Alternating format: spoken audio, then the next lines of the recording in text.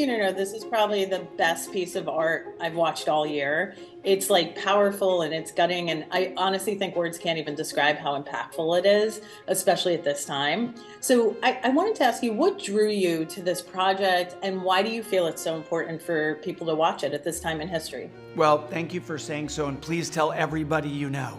I already have. Because look, I make stories in the hope that they will reach and connect with a broad audience. And this story felt so compelling and frankly felt important to me because yes, it's entertaining. Hopefully it invites people into a lovely and beautiful, tender world, but it's really also about ideas that are very important and way more timely than I ever expected when I was shooting this.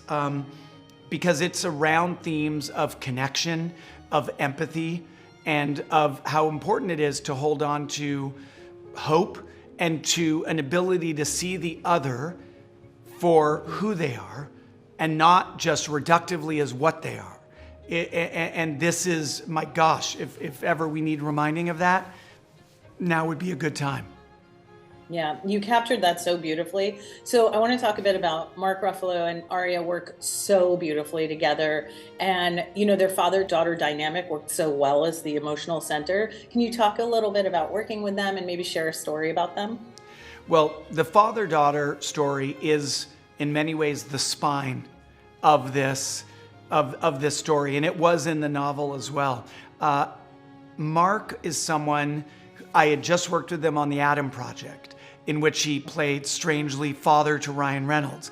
But so I knew that in addition to his talent, Mark brings a lovely, soulful warmth. And the way that he bonded with Nell, who was 7 and played Marie as a young kid, and Aria in her 20s, who played Marie more grown up, he found different inroads. With Nell, it was very tactile. It was touching the wooden model together, being in each other's physical space and creating an intimate comfort there. With Aria, Aria's like Mark, a very intelligent, cerebral, thoughtful, probing person. So they would have long conversations, go on long walks, talking about the characters, talking about the time in which the story was set. So their inroad to each other was more philosophical and intellectual, but the result is the same, which is a father-daughter relationship on screen that feels authentic. Yeah, it's really the best part in the heart of the show. How does it differ from the book, would you say? Were there any book scenes that you were like, oh, I can't fit this in and I feel so bad? There was a supporting character at the Nazi training academy, a character named Friedrich, who we tried so hard to put into the story. But the truth is, it's a complex narrative. It's past and present.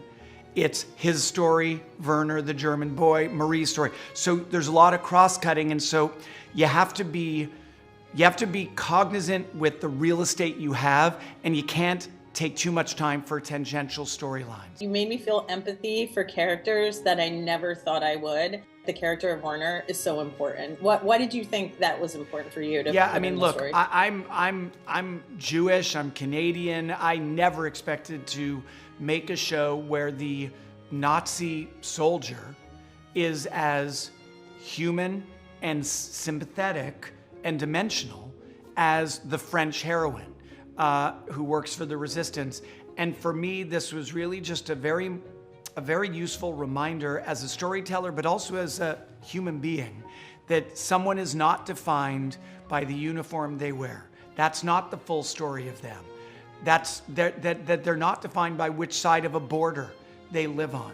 And that we need to protect this knowledge of humanity and the ability to see someone else with that dimension and with that empathy, because that's our road to hope for something that can be better on the other side of dark times, like the ones we're sitting in right now.